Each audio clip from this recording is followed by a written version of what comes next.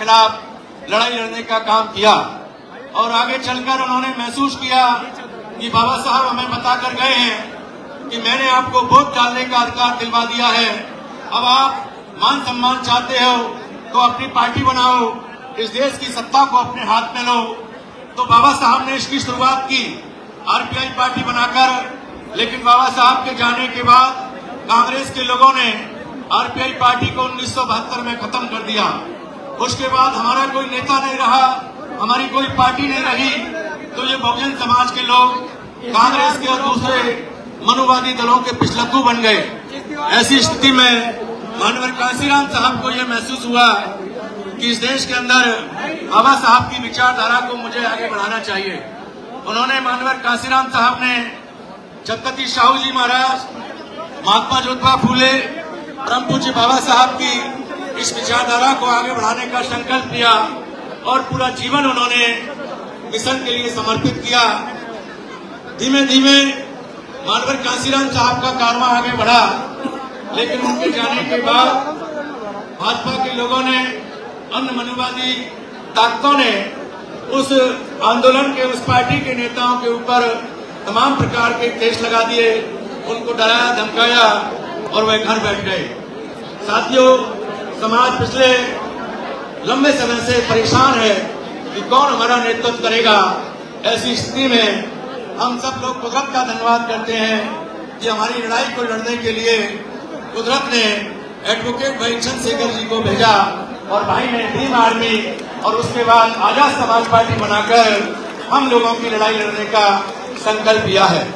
आपने देखा लगातार भाई के ऊपर पुलिस प्रशासन ने झूठे मुकदमे दर्ज किए, 94 मुकदमे दर्ज किए, 4 बार हमारे प्रिय नेता को जेल में डाला और जेल में डालकर बहुत बुरी तरीके से उनको 3rd डिग्री मारपीट की, उनकी रीढ़ की हड्डी, उनके नाखून, उनके दांत सब पर चोट करने का काम किया। इतना ही नहीं, जब हमारे नेता उनकी पिटाई से डरे नहीं तो उन्होंने साजिश के तहत प्लान करके हमारे नेता को हमसे अलग करने का प्रयास किया और पिछले बरस हमारे नेता के ऊपर फायर किया, गोली चलाई, मारने की कोशिश की। 5 गोलियां हमारे नेता जिस गाड़ी में चल रहे थे उस पर उन्होंने 5 राउंड फायर किए, 4 राउंड गाड़ी में लगे, गाड़ी के शीशे टूटे, गाड़ी की बॉडी में छेद हो गए और 1 गोली हमारे प्रिय नेता के पेट को चीरते हुए आगे निकल गई। हमें कुदरत का धन्यवाद करना चाहिए कि वह गोली इस देश के गरीबों की, इस देश के मुस्लिम भाइयों की, इस देश के दलित भाइयों की, इस देश के तमाम दुखी परेशान लोगों की दुआओं की वजह से हमारे नेता को छूते हुए चली गई। आज हमारे नेता हमारे बीच में हैं। मैं आप सब लोगों से ये प्रार्थना करता हूँ, निवेदन करता हूँ कि ऐसे प्रिय नेता जो हमारे लिए संघर्ष करते हैं, हमारे लिए दिन रात भागते दौड़ते हैं और पुलिस प्रशासन से और सरकार से लड़ने का काम करते हैं, तो जो नेता पब्लिक में काम करे, पब्लिक के हितों के लिए लड़ाई लड़े, उस नेता का हमें सम्मान करना चाहिए। मैं ऐसी अपील के साथ अपने प्रिय नेता एडवोकेट भाई चंद्रशेखर जी से अनुरोध कर रहा हूं कि वे आए और अपने ख्यालात आपके बीच में रखें। भाई चंद्रशेखर जी जिंदाबाद, भाई चंद्रशेखर जी जिंदाबाद, भीम आर्मी जिंदाबाद, आजाद समाज पार्टी जिंदाबाद। भाई चंद्रशेखर जी संघर्ष करो, भाई चंद्रशेखर जी संघर्ष करो, भाई चंद्रशेखर जी संघर्ष करो। हमारा नेता कैसा हो, हमारा नेता कैसा हो। अब मैं अनुरोध कर रहा हूं हमारे प्रिय नेता एडवोकेट भाई चंद्रशेखर जी आए और अपने विचार हम सबके समक्ष रखें। माननीय चंद्रशेखर आजाद जी।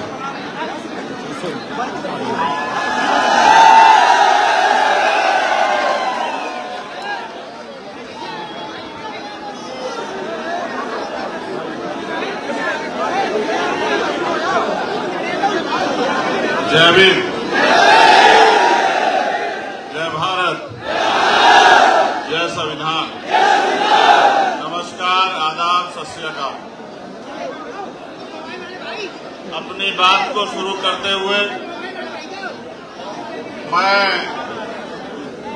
बहुजन समाज में जन्मे सभी संतों, गुरुओं और महान पुरुषों को नमन करता हूं। नमन इसलिए करता हूं कि जब इतिहास को पढ़ते हैं, जानकारी हासिल करते हैं, तो ये एहसास होता है कि अगर वो महापुरुष ना होते तो शायद आज भी हम जानवरों से पूरी जिंदगी इस देश में जी रहे होते। इसलिए उन सब महापुरुषों को जिनकी वजह से हमें जानवरों से के जीवन से निकलकर आत्मसम्मान, स्वाभिमान का जीवन दिलवाने का जो प्रयास संविधान के सफर तक हुआ है, मैं उन तमाम महापुरुषों को आगरा की इस क्रांति धरा से अपने श्रद्धा के सुमन अर्पित करता हूं, उनको नमन करता हूं।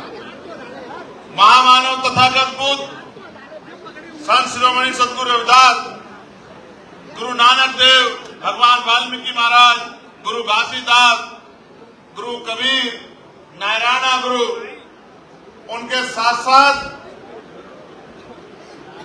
राष्ट्रपिता ज्योतिबा फूले। आपने राष्ट्रपिता ज्योतिबा फूले, मां सावित्रीबाई फूले के जीवन पे बनी मूवी देखी नहीं देखी बताओ? देख के कुछ समझ आया नहीं? आज कौन था वो जो चाहता था कि आप पढ़ ना पाए? कौन था जो चाहता था कि आप मुख्य धारा में ना आ पाए?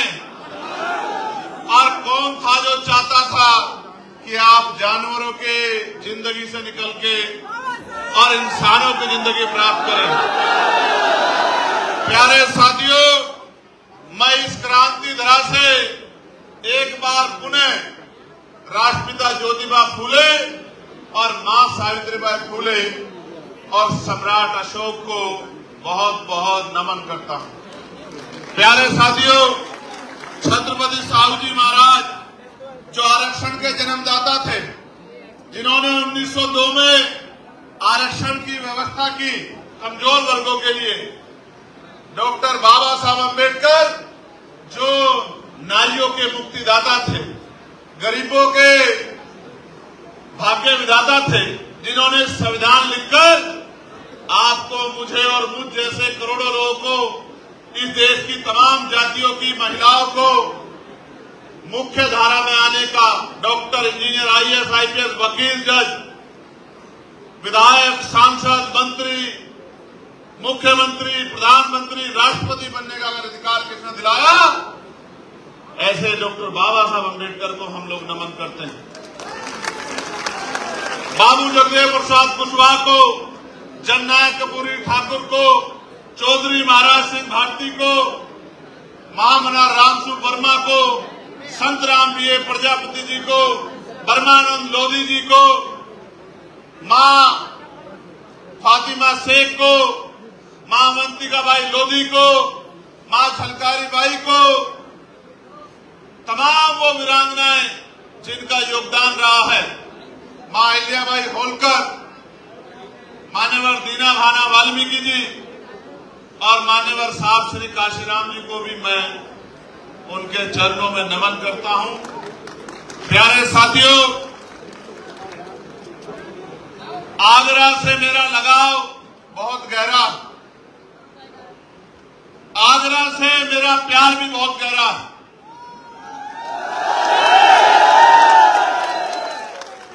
क्योंकि ये वो धरती है जहां बाबा साहब अम्बेडकर के आंसू गिरे हैं।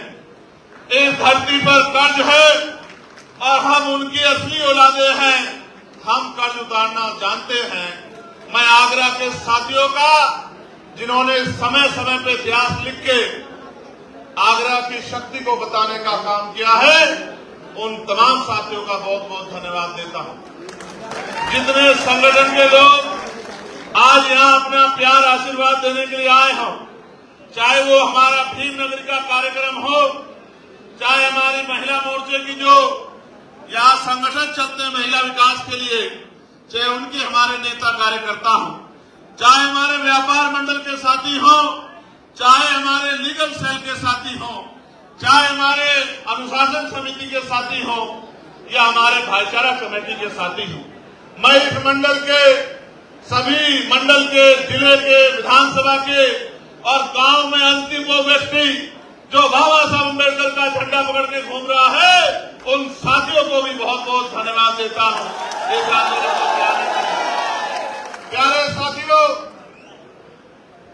आगरा, और जब मैंने कहा कि आगरा से मेरा प्यार है तो उसका कारण भी बहुत बड़ा है।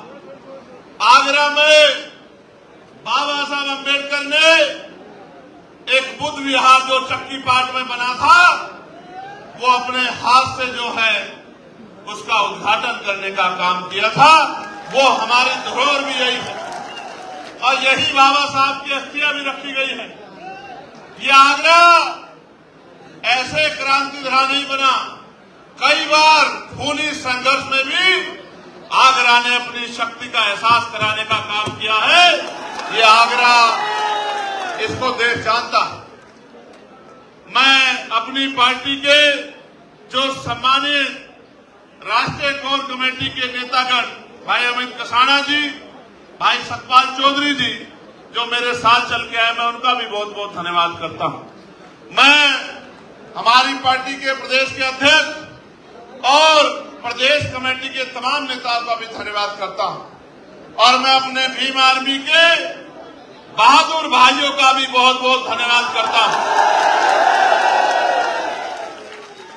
अब उनको अगर वो मेरी बात पे मजबूती से पहरा दे दें तो मैं उनको ये भी बता देना चाहता हूं कि फिर उनके खिलाफ कोई अन्याय या गरीबों के खिलाफ कोई अन्याय यहां नहीं हो पाएगा।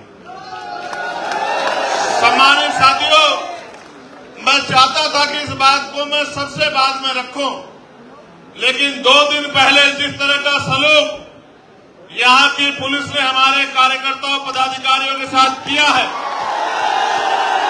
मैं डंके की चोट पे ये कहना चाहता हूं कि हम स्वाभिमानी लोग हैं, ना हम किसी का अन्याय करते हैं और ना कभी हम अन्याय सहते हैं। समय आने दीजिए, अन्याय करने वालों से सूद समेत हिसाब किया जाएगा। मेरी बात को अभी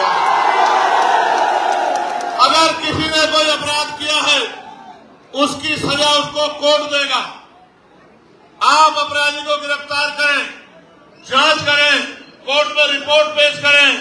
हम संवैधानिक लोग हैं, लेकिन जिस तरह से एक अधिकारी ने अपने जातीय अहंकार को दिखाने के लिए हमारे कार्यकर्ताओं को लातों से पिटवाने का काम किया, मैं उस सम्मानित अधिकारी को भी कहना चाहता हूं, जिस सत्ता के घमंड में या जिस जातीय घमंड में ये किया गया है, सत्ता बदलेगी, आप भी यही रहोगे, हम भी यही रहेंगे। याद रखना,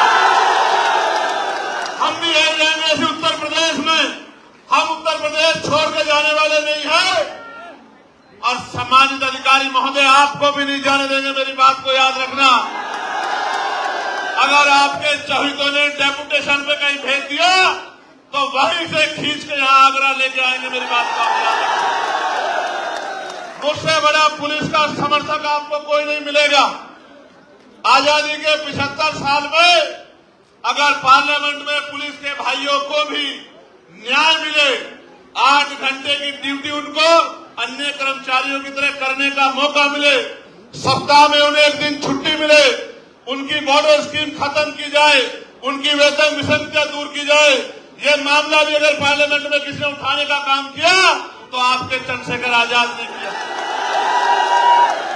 आप अच्छा करोगे तो सर माथे रखेंगे, आपका सम्मान करेंगे, और अगर आप अन्याय करोगे तो अन्याय करने वाले अपराधी के साथ जिस तरह का सलूक होता है, उसी तरह का सलूक आपके साथ होगा। इस बात को आप याद रखना। सम्मानित साथी, प्यारे भाइयों, ये प्रबुद्ध सम्मेलन है जहां दूसरी पार्टियां एक जाति को प्रबुद्ध बता के प्रबुद्ध सम्मेलन करने का काम करती है, और बाबा साहब अम्बेडकर के संविधान में जो समता समानता की बात कही गई है, उस समता समानता को नीचा दिखाने का काम करती है, ये बताने का काम करती है कि इस देश में एक ही जाति एक ही धर्म प्रबुद्ध है और बाकी लोग प्रबुद्ध नहीं है।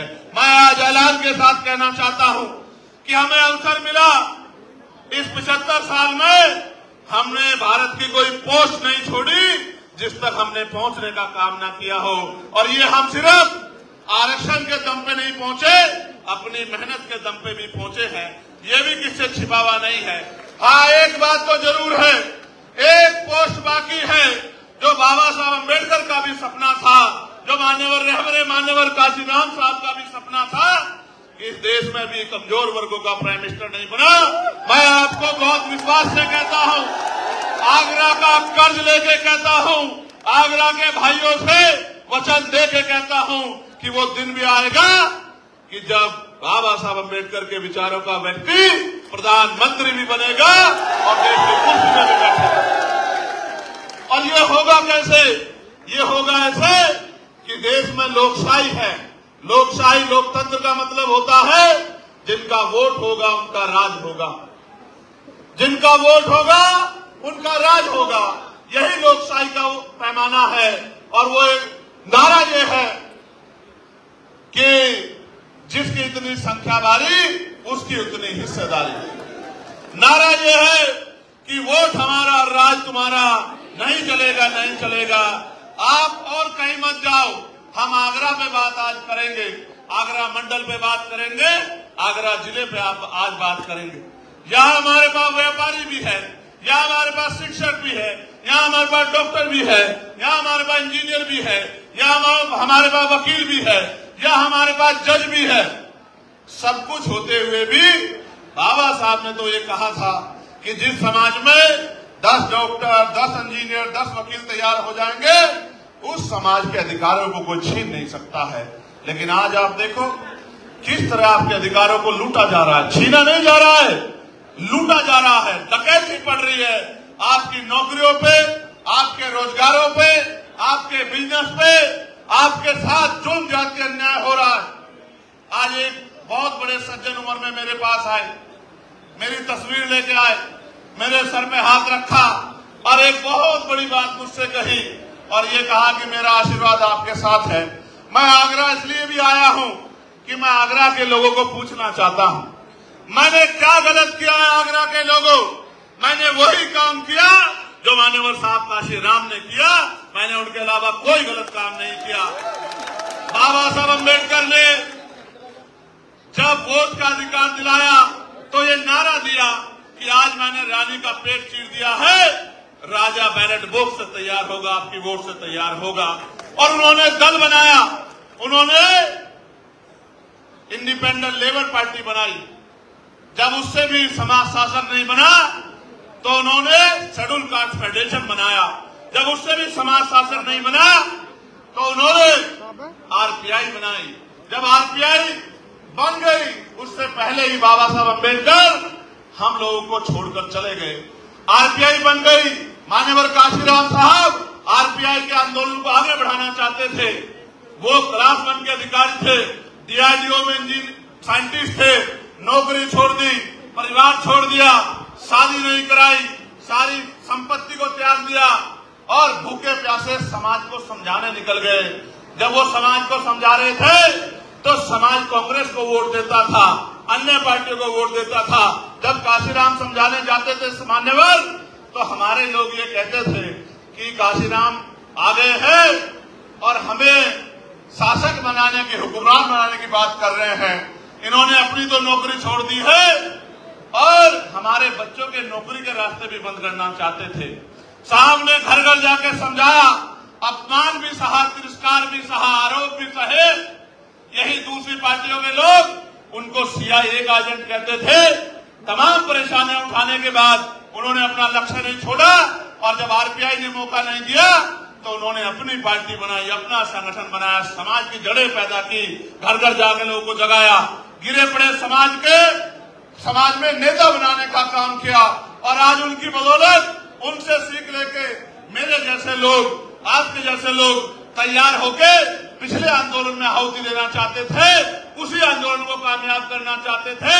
उसी आंदोलन को दिल्ली ले जाना चाहते थे, लेकिन जब उन्होंने दरवाजे बंद कर लिए तो समाज की रक्षा के लिए और महापुरुषों के कारवा को आगे बढ़ाने के लिए, बाबा साहब अम्बेडकर के वोट के अधिकार की रक्षा करने के लिए और जुल्म जाति को रोकने के लिए हमने भी संगठन बनाया, समाज की सेवा की, जेलें काटी, लाठियां खाई, दांत तोड़ दिए गए, रीढ़ की हड्डी तोड़ दी गई, तमाम तरह के जुल्म किए, इनसे भी पेट नहीं भरा तो गोली चलाई गई।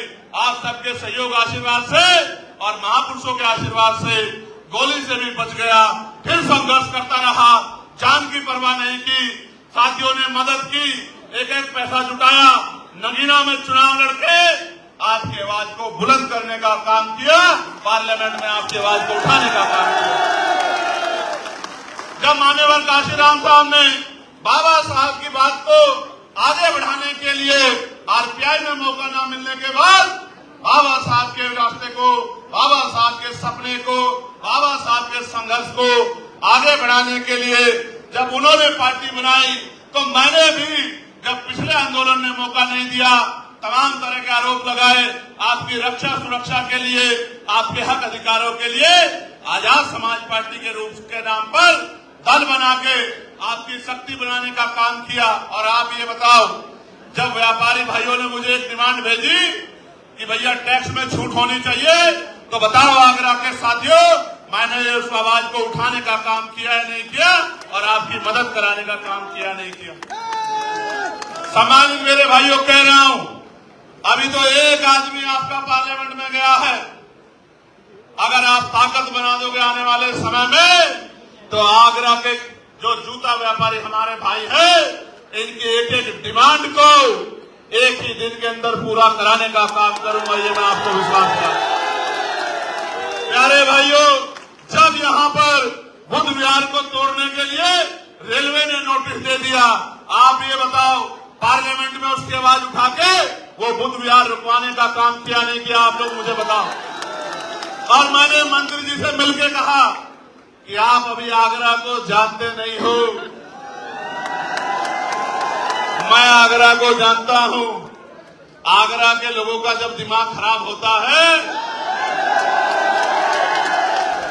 तो आगरा से दिल्ली दूर नहीं है। प्यारे साथियों, याद है ना बाबा साहब ने क्या कहा था? 18 मार्च 1956 को इसी आगरा की धरती पर उन्होंने कहा था कि मुझे मेरे पढ़े लिखे लोगों ने धोखा दिया है, मैं इस समाज को, इस कारवा को जहां तक पहुंचाना चाहता था वहां तक नहीं पहुंचा पाया हूं। और अपने बच्चों से यह अनुरोध करके कहा कि अगर आप इसको आगे नहीं बढ़ा सकते तो इसको पीछे मत जाने देना मेरे बच्चों। आज आप बताओ, कारवा आगे गया है या पीछे हटा? ईमानदारी से बताओ। नहीं, मैं ये समझता हूं कि आपको गंभीरता सोचना चाहिए कि कारवा आगे इसलिए नहीं गया कि आज भी जाति धर्म के आधार पर जुर्म, जाति, अन्याय, अत्याचार जारी है और आज भी हम लोग रोटी रोटी के लिए मोहताज हैं। आज भी हमारी बहनों का अपमान होता है। अभी आपको कुछ दिन पहले याद होगा कि मुझे मथुरा आना पड़ा था। क्यों आना पड़ा था मथुरा, पता है नहीं पता है? लेकिन मैं उस परिवार का भी धन्यवाद दूंगा जिसने मेरी बात को मानकर उन दोनों बच्चों को जो है सम्मान का जीवन दिलाने का काम किया। इसके लिए भी मैं डॉक्टर बाबा साहब अम्बेडकर को धन्यवाद देता हूं, मान्यवर काशीराम साहब को धन्यवाद कि उन्होंने उनके संघर्ष से, उनके रास्ते पे चल के आज समाज में ये प्यार, विश्वास तो पैदा हो गया है कि जो बात हमारा भाई कह रहा है हमें उसको मानना चाहिए। मैं जानता हूं कि ये जगह छोटी है और लोग ज्यादा हैं, मैं इस बात को मानता हूं, लेकिन मैं आपके संघर्ष, आपकी ताकत को भी जानता हूं।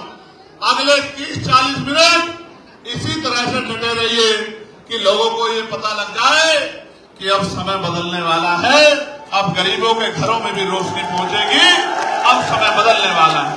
प्यारे साथियों, बाबा साहब ने और कुछ भी कहा था जिसकी तरफ मैं आपका ध्यान आकर्षित करूंगा।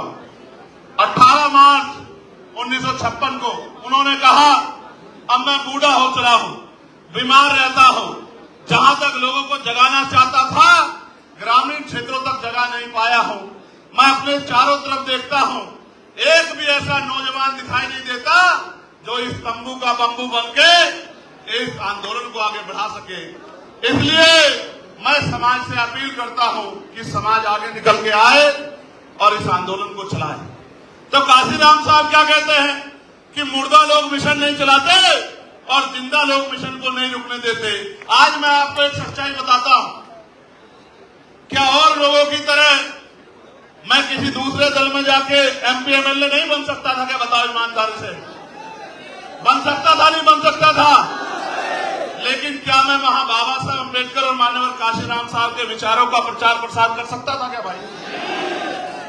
आज तो हर कोई बाबा साहब की बड़ी सी फोटो लगाता है नहीं लगाता है? क्यों लगाता है पता आपको? इसलिए लगाता है कि बाबा साहब के चाहने वाले ज्यादा हैं और आज ये बात घर घर तक पहुंच रही है, इसलिए बड़े बड़े फोटो लगाते हैं। लेकिन क्या बाबा साहब के विचारों पे भी चलते हैं क्या? अगर बाबा साहब के विचारों पे चलते तो महापुरुषों के नाम पे बने जिलों का नाम क्यों बदलते?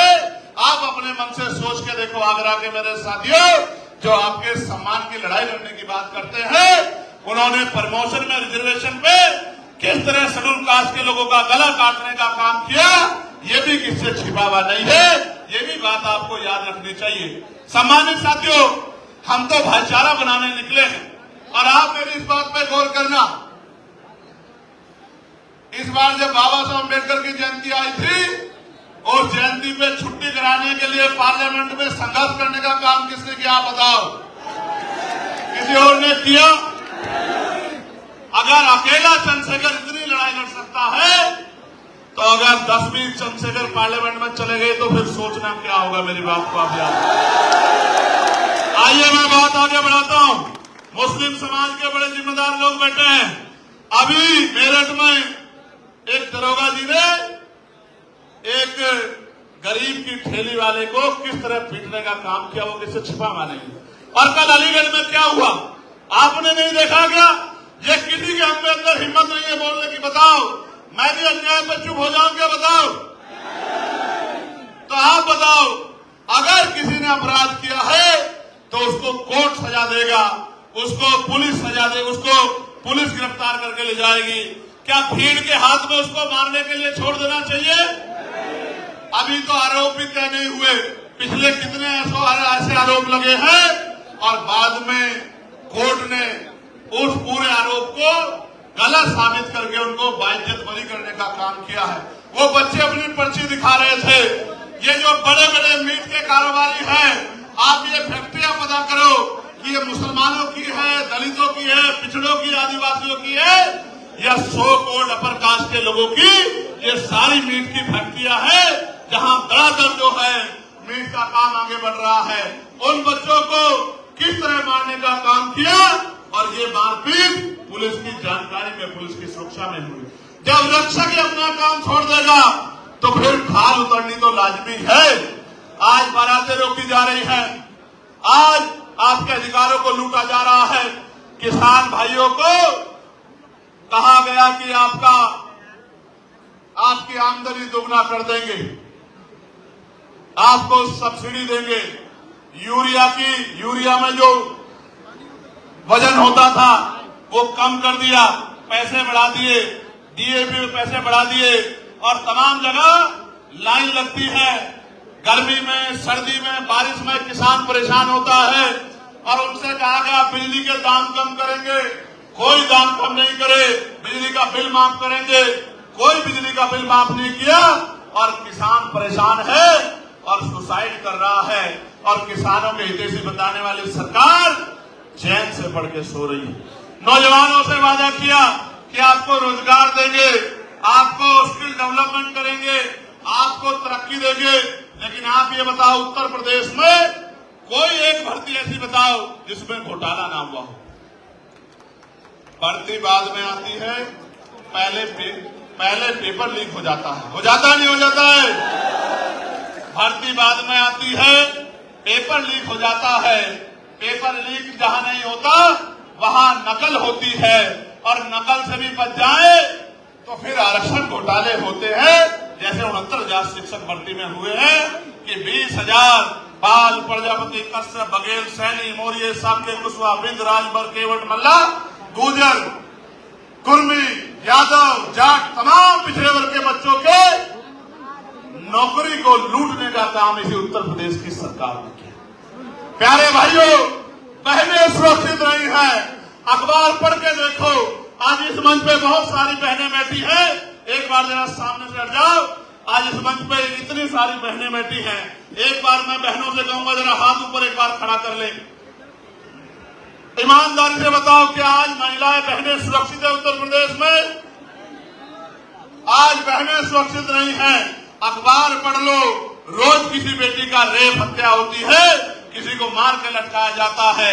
आप ये बताओ, ये कैसा सुशासन है जिसमें गरीबों की बच्चा सुरक्षित नहीं है? मैं आज आपसे कह रहा हूं, ऐलान करके कह रहा हूं, डंके की चोट पे कह रहा हूं, एक बार मौका मिलने दो। अगर किसी गरीब की बच्ची की तरफ किसी ने आंख उठा के देख ली, फिर मुझसे सवाल करना कि चंद्रशेखर भाई ये कैसे हो गया।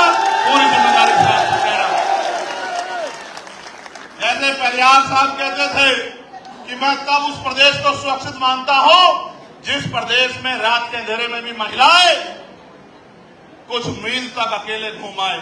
यहां तो आप घर में सुरक्षित नहीं है, बाजार में सुरक्षित नहीं है, ट्रेनों में सुरक्षित नहीं है, सार्वजनिक स्थलों में सुरक्षित नहीं है। और तरक्की कहते थे महिलाओं की तरक्की करेंगे, 5 किलो अनाज पे लाके रख दिया कि ये अनाज के चक्कर में रोजी रोटी को भूल जाएं, शिक्षा को भूल जाएं, रोजगार को भूल जाएं, अच्छी अस्पताल व्यवस्था को भूल जाएं। कल ही मैंने देखा बलिया में शर्म से सर झुक गया।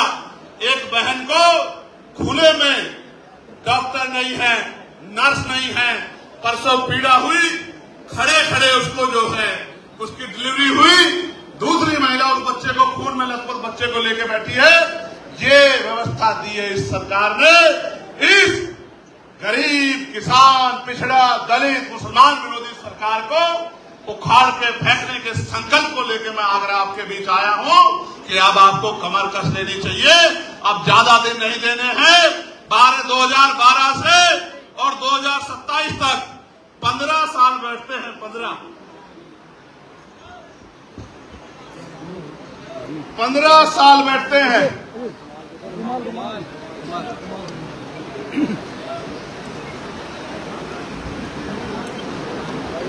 2012 से 27 तक कितने साल बैठते हैं? कितने साल बैठते हैं? राम जी का वनवास भी 14 साल का था। आप तो बाबा साहब के अनुयायी हो और कितने दिन वनवास रखोगे ये सोच लो। 15 साल हो जाएंगे और 15 साल में जिन वर्गों पे सत्ता नहीं होती, ना उनको नौकरी मिलती है, ना रोजगार मिलता है, ना अधिकार मिलते हैं, ना जुल्म जाति उन पर रुकती है। काशीराम साहब कहा करते थे, जिनकी सत्ता नहीं होती उनकी बहन बेटियों पर अत्याचार होता है, उनकी बहन बेटियों पर जुल्म होता है। जिनकी सत्ता नहीं होती उनकी तरक्की के रास्ते रुक जाते हैं। आज आप महसूस करके देखो कि क्या हो रहा है। तमाम निजीकरण हो रहा है, सारी सरकारी नौकरियों को खत्म किया जा रहा है। सरकारी नौकरी खत्म हो जाएगी तो schedule caste, schedule tribe, backward के लोगों को आरक्षण नहीं देना पड़ेगा। सोची समझी साजिश के थ्रू सब कुछ हो रहा है। आज महसूस करके देखो, सरकारी नौकरी मिलती थी तो परिवार सुरक्षित हो जाता है। आगे सरकारी नौकरी नहीं आएगी, फिर क्या करोगे? मेरे वाल्मीकि समाज के भाई तख्तियां उठा के दिखा रहे हैं। आज मजबूरी में 7,000 पे, 9,000 पे, 11,000 पे, 15,000 पे काम लेते हैं। पहले 500 दिन कच्चा रखते हैं, 500 दिन काम करने के बाद संविदा पे लाते हैं और 5-7 साल बाद संघर्ष करा के अगर वो जिंदा बच जाए उन्हीं को पक्का करते हैं। ये जो अन्याय हो रहा है निजीकरण के नाम पे, संविदा के नाम पे, ठेकेदारी के नाम पे, मैं आपको विश्वास दिला के कहता हूं कि सारे संविदा कर्मी भाइयों को पक्का करने का काम करेंगे। और आपके लिए इस कच्ची नौकरी को जो सफाई कर्मचारी काम शेड्यूल कास्ट, शेड्यूल ट्राइब के लोग करते हैं, बैकवर्ड के लोग करते हैं, इस सफाई कर्मचारी की नौकरी को पक्का करने का काम करेंगे। इस बात का मैं आपको विश्वास दिलाता हूं। और मैं तो चाहता हूं कि आप भी इस काम को छोड़ के जो schedule caste, schedule tribe, backward के लोग करते हैं, छोड़ो। आप भी ये उनको दे दो जो बहुत शुद्ध बनते हैं इस देश में, ये काम उनको दे दो कि वो कर ले। आप लोग डॉक्टर बनो, आप लोग इंजीनियर बनो, आप लोग वकील बनो, आप लोग जज बनो, आप लोग IAS IPS बनके, विधायक सांसद बनके देश की पॉलिसी को चलाने का काम करो और देश के गरीबों को न्याय दिलाने का काम करो। मुस्लिम समाज के भाई बैठे हैं, पिछड़े वर्ग के लोग बैठे हैं, मैं आपसे भी पूछना चाहता हूं, आपको नहीं पता कि जब सत्ता नहीं होती क्या होता है? देखो, बिजली के दाम कौन तय करता है बताओ? कौन करता होता है? सरकार। पानी के दाम कौन तय करता है? पेट्रोल डीजल के दाम कौन तय करता है? अच्छे स्कूल कहां बनेंगे कौन तय करता है? अच्छे हॉस्पिटल कहां बनेंगे कौन तय करता है? एम्स कहां बनेगा कौन तय करता है? मेडिकल कॉलेज कहां बनेगा कौन तय करता है? यूनिवर्सिटियां कहां बनेगी कौन तय करता है? किस डिपार्टमेंट में वैकेंसी आएगी कौन तय करता है? इंडस्ट्रियल एरिया कहां लेगा कौन तय करता है? किसको टैक्स लगाना है, किसको छूट देनी है कौन तय करता है? जब सब कुछ सरकार करती है तो आप ये समझो कि पिछले 15 साल से 27 में आप लोग सत्ता से बाहर हो, तो फिर जुल्म ज्यादती नहीं होगी तो आपके साथ क्या होगा? आज मैं आपको विश्वास दिला कहता हूं, आगरा के मेरे भाइयों, व्यापार मंडल के साथियों, भीम नगरी के साथियों, तमाम संगठनों के साथियों, पूरा मुस्लिम समाज आपकी तरफ देख रहा है कि अगर ये शेड्यूल कास्ट के लोग, शेड्यूल ट्राइब के लोग, बैकवर्ड के लोग चंद्रशेखर के साथ, आजाद समाज पार्टी के साथ खड़े हो जाए तो हम बाकी दलों को लात मार के चंद्रशेखर आजाद के साथ जाके खड़े हो जाएंगे। ये बात आज सबके मन में है।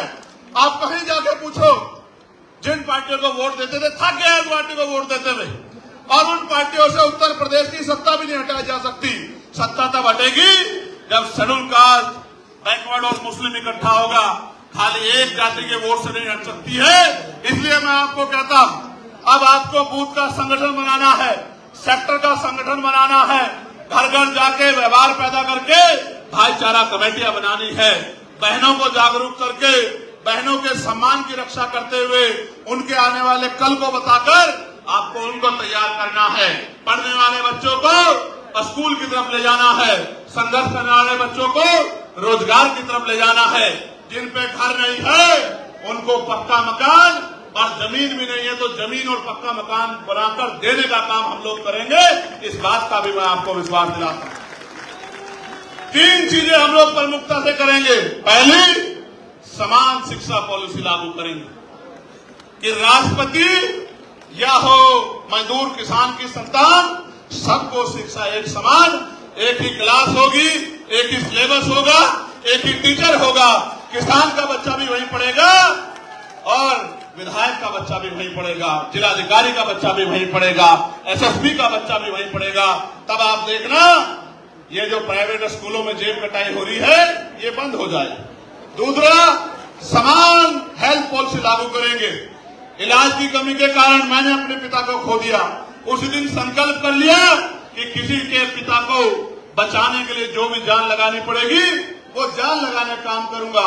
सड़कों पे संघर्ष किया, आवाज उठाने का काम किया, तमाम लड़ाई लड़ने का काम किया। फिर बाद में समझ आया कि बिना सत्ता के पॉसिबल नहीं है। क्यों पॉसिबल नहीं है? इसलिए पॉसिबल नहीं है कि जिनको ये पॉलिसी बनानी है उन्हीं के तो स्कूल हैं, नेताओं के तो स्कूल हैं, नेताओं के तो कॉलेज हैं, नेताओं के तो हॉस्पिटल हैं, तो वो अपना नुकसान क्यों करेंगे? इसलिए उस दिन समझ में आया कि सत्ता बनानी पड़ेगी, बाबा साहब की बात माननी पड़ेगी। बाबा साहब ये कहते हैं, political power is the master की, इट इज द मास्टर की by which can you open and each every door of your success. कि आप अपनी सारी परेशानियों के रास्ते खोल सकते हैं, दरवाजे खोल सकते हैं अगर सत्ता आपके पास है। फिर सड़कों पर निकल गए, धोल फाकी, जुल्म जाति सही, अन्याय में लड़ते हैं। और आज मैं धन्यवाद दूंगा नगीना के साथियों का। आप भी दोनों हाथ उठा के धन्यवाद दो नगीना का, कि नगीना के लोगों ने आपको मौका दिया, और जब आपको मौका दिया तो पूरे देश ने आपका हुनर देखने का भी काम किया। आज मैं मुस्लिम भाइयों को बता रहा हूं, 29 तारीख में मुजफ्फरपुर में, बिहार में वक्फ के विरोध में और पीटीएमसी एक्ट जो है, जो बोधगया पे अवैध कब्जा किया गया है, उसके विरोध में 29 तारीख को रैली है, जहां सब लोग चैन से बढ़ के सो रहे हैं। इस हक की लड़ाई को लड़ने का काम भी आजाद समाज पार्टी काशीराम और भीम आर्मी कर रही है। ये बात भी मैं आपको बताना चाहता हूं। हालांकि ये सच है कि मेरे पिताजी मुख्यमंत्री नहीं थे, मेरी मां मुख्यमंत्री नहीं थी, और अच्छा भी है नहीं थी, वरना आप कहते कि ये तो चम्मच वाला है। मैं आपको कहना चाहता हूं, ना मैं चम्मच वाला हूं, ना आपको चम्मच वाला बनने दूंगा। आपको भी मान सम्मान की जिंदगी मिले, आपको भी रोजगार मिले, आपकी भी ताकत बढ़े, इसके लिए हम लोगों को संघर्ष करना पड़ेगा। प्यारे साथियों, आप मुझे बताओ, क्या इस लड़ाई को हमें कामयाब करना चाहिए, नहीं करना चाहिए? दोनों हाथ उठा के बताओ जोर से। करना चाहिए, नहीं करना चाहिए? क्यों करना चाहिए, इस बात को भी समझो। जब तक हम पे ताकत नहीं बनेगी, थाने कचहरियों में हमें न्याय नहीं मिलेगा। अधिकारी कर्मचारी हमारे नहीं सुनेंगे। जो पॉलिसी हम लोग बनाएंगे वो पॉलिसी आप तक नहीं पहुंचेगी, उनका लाभ आपको नहीं मिलेगा। हर पॉलिसी को लेने के लिए आपको रिश्वत देनी पड़ेगी। ये बात भी मैं नहीं मानता सही, इसलिए हर पटल पे हमें काम करना है। तो आगरा के मेरे साथियों, इस पूरे आगरा मंडल के साथियों, जो आप यहाँ पहुंचे हैं और इतनी बड़ी संख्या में 92 में, चित्तौड़ साहब 92 में हमारी एक बड़ी नेता जो है वो इसी हॉल में आई थी, आगरा के लोग ही लेके आए थे।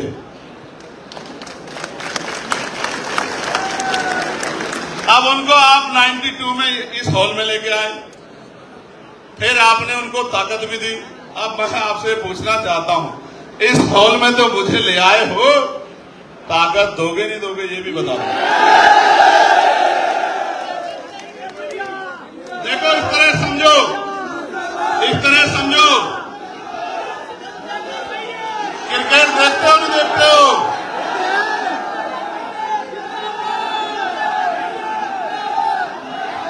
क्रिकेट देखते हो नहीं देखते हो बताओ? तो पहले नाम होता था सचिन तेंदुलकर साहब का, उनसे पहले सुनील गावस्कर साहब का, फिर उनके बाद सौरव गांगुली साहब का, फिर उनके बाद सहवाग साहब का, फिर आया एक लंबे बालों वाला जिसने सारे पुरानों को भुला दिया, और आज भी जिसका डंका बजता है, भले ही आज उसके पास कुछ ना हो। उसके बाद आए कोहली साहब, फिर आए सूर्य कुमार यादव साहब, और आजकल बहुत शुभमन गिल और पता नहीं क्या क्या बड़े बड़े नौजवान, और अभी एक और वो सूर्यवंशी आ गया है, हमारा छोटा भाई रिंकू, उसको कहते हैं। और आप बताओ, जब तक आप मौका नहीं दोगे, उसको प्लेइंग 11 में नहीं लाओगे, 15 में बिठा के रखोगे, 20-21 में बिठा के रखोगे, उससे पानी पिलवाते रहोगे, बल्ले उठवाते रहोगे, तो आपको क्या पता लगेगा कि ये कैसी परफॉर्मेंस दे सकता है? अभी तो 1 ही साल हुआ है। याद रखना, इन 5 साल के पूरे होने से पहले आपकी जिंदगी में रोशनी लाने का इंतजाम हम सब लोग करेंगे। मेरी बात को मैं आपको विश्वास दिला कहता हूं, जब तक हम लोग बाबा साहब के रास्ते में नहीं चलेंगे, यानी कि शिक्षित नहीं बनेंगे, संगठित नहीं होंगे और संघर्ष नहीं करेंगे, तब तक कुछ भी बदलने वाला नहीं है। और मैं फिर आपसे कहता हूं, पार्टी के नेताओं से कहता हूं, भीम आर्मी के साथियों से कहता हूं, कार्यकर्ताओं से कहता हूं, मांगने से भीख मिलती है, अधिकार छीनने पड़ते हैं। अगर छीनना चाहते हो अधिकार, तो जिस तरह से पेट पालने के लिए 8 घंटे काम करते हो, रोज पार्टी को आगे बढ़ाने के लिए भी 2 घंटे 1 घंटा काम करो। क्योंकि आदमी भूखा तो रह सकता है, लेकिन अपमानित होकर नहीं रह सकता। इस बात को भी समझने का प्रयास करो। हमारी आबादी बहुत है, हमारी आबादी बहुत है, 85% लोग हैं हम लोग, लेकिन 85% होते हुए भी जुल्म सह रहे हैं, क्योंकि जागरूक नहीं है, एकजुट नहीं है। जैसे मुस्लिम समाज की आबादी 20% के लगभग है, फिर भी रोज धार्मिक नारे लगाओ वरना मार खाओ, रोज धार्मिक नारे लगाओ वरना मार खाओ। और विवाद कश्मीर में हुआ, आतंकवादियों के खिलाफ पूरा देश खड़ा था, लेकिन सरकार के लोगों ने यहां भी मुस्लिम भाइयों को पीटने का, परेशान करने का काम किया। और ये बेचारे उन नेताओं की तरफ देखते हैं जिनको आगे बढ़ाते आए, ताकत देते आए, कुर्सी बिठाते आए, और वो नेता ये उनकी तरफ देखते हैं और वो दूसरी तरफ देखते हैं। उनको पता है कि ये कहीं जाने वाले नहीं है, ये पीठ छिप के भी हमारे पास ही आएंगे, तो इनकी आवाज उठाने का कोई मतलब नहीं मानता। मैं इनको कहना चाहता हूं, थोड़ी सी हिम्मत जुटा लो, मन पक्का कर लो, एक मौका चंद्रशेखर आजाद को दो। अगर दोबारा किसी नेता की जरूरत पड़ जाए तब फिर मुझे कहना। पिछले कुछ दिनों में अपराध की बाढ़ आ गई है। आगरा में भी सुन रहा हूं, जो आगरा हमारा किला था वहां भी बारात रोकी जा रही है। दिल में बड़ी तकलीफ थी, कार्यकर्ताओं पे हमला हो रहा है, कार्यकर्ताओं पे झूठे मुकदमे लगाए जा रहे हैं। दिल में तकलीफ थी, हर दिन इंतजार कर रहा था कि आगरा का दिन कब आएगा, आगरा का दिन कब आएगा। आज आगरा का दिन आया, आगरा का दिन तो आ गया। आजाद समाज पार्टी का दिन आएगा नहीं आएगा ये भी मुझे बता दो। अच्छा आप बताओ, अभी मेरे हाथ में ना ट्रांसफर करने की पावर, ना पोस्टिंग करने की पावर, ना नौकरी देने की पावर, ना रोजगार देने की पावर, ना जुर्म जाति रोकने की पावर। अभी मैं पार्लियामेंट में आवाज उठा सकता हूं और आपके लिए धूप में, छांव में, गर्मी में, आंधी में, तूफान में। और इसे छोड़ो साहब, मैं चैलेंज करके कहता हूं, मेरे खून का कतरा कतरा ले लो। अगर मेरे खून के बहने से आपको सम्मान का जीवन मिलता है, बाबा साहब का सपना पूरा होता है, तो खून का कतरा कतरा भी आपके लिए निछावर करने के लिए तैयार। क्या मुझे और कोई परीक्षा देनी है? अपने दिल पे हाथ रख के बताओ, क्या और कोई परीक्षा देनी है मुझे? तो सिर्फ नारे लगाने से काम नहीं चलेगा। जब तक आप बूथ कमेटी नहीं बनाओगे, भाईचारा कमेटी नहीं बनाओगे, अनुशासन पैदा नहीं करोगे, संगठन नहीं बनाओगे, विश्वास पैदा नहीं करोगे, लोगों के साथ व्यवहार बना के उनको साथ लाने का काम नहीं करोगे, तब तक कुछ भी बदलने वाला नहीं। इसलिए बताओ, बदलोगे नहीं बदलोगे? सोच समझ के बताओ, बदलोगे नहीं बदलोगे?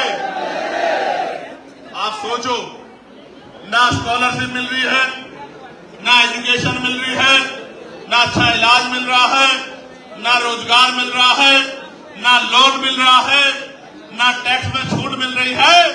मिल रहा है तो एक चीज इस सरकार में, अपमान, अन्याय, जुर्म, जाति, और जो जमीनें हमें मिली थी उन जमीनों को भी लूटने का काम ये सरकार कर रही है। तो इस सरकार का जाना जरूरी है नहीं जरूरी है बताओ? तो सोचो, सरकार चली गई, लेकिन अगर आपकी नहीं बनी तो आपके हिस्से में क्या आया? समझे नहीं समझे? भाई ये फोन इस हाथ में था, अब इस हाथ में चला गया, आपके हिस्से में क्या आया? आप बीच में खड़े हो जाओ दीवार बन के कि ये ताकत इधर से जाएगी तो हमारे पास आएगी, इस बात को दीवार बन के खड़े हो जाओ। सुबह हो शाम, आप चाहे ईंटें उठा रहे हो, भट्टे पे हो, कोलू पे हो, रिक्शा चला रहे हो, कोई छोटी दुकान चला रहे हो, रेडी पटरी पे हो, एक ही बात आपके कान में गूंजनी चाहिए, जो बात आपसे कह के यहां से विदाई लूंगा कि हमें अपनी ताकत 2027 में बनानी है। ये बात आपके कानों में हर समय गूंजनी चाहिए। और 2-3 नारे आपको मेरे साथ लगाने हैं। तैयार हो? ये जो मंच के लोग हैं ये भी तैयार है नहीं तैयार है? हमारी सेना जिंदाबाद, भारतीय सेना जिंदाबाद, हमारे अर्धसैनिक बल जिंदाबाद, हमारे अर्धसैनिक बल जिंदाबाद, देश का किसान जिंदाबाद, देश का मजदूर, देश का नौजवान जिंदाबाद, और हमारी पुलिस जिंदाबाद। दोबारा लगाओ, हमारी पुलिस जिंदाबाद। देखो इस बात को समझो, पुलिस सरकार की होती है, ये जो कुछ करते हैं कुछ लोगों को छोड़ के बाकी लोग मजबूरी में करते हैं, सरकार इनको आदेश देती है। कल आपकी ताकत बनेगी तो ये अनुशासित होके संवैधानिक तौर पे काम करेंगे। मैं आपका